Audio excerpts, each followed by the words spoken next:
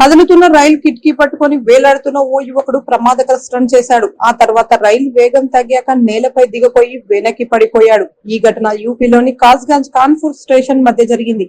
ఈ video social మీడియాలో viral కాగా యువకుడిని పోలీసులు అదుపులోకి తీసుకున్నారు.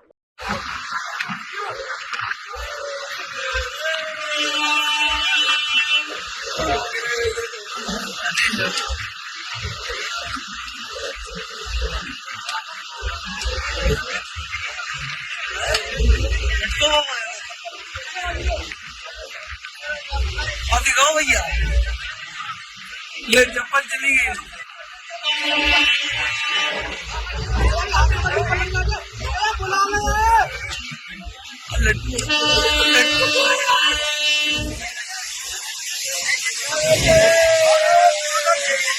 चंबलिंग करते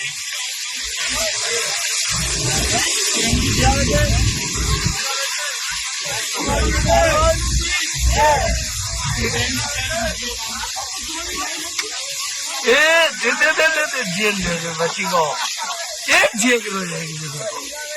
हाँ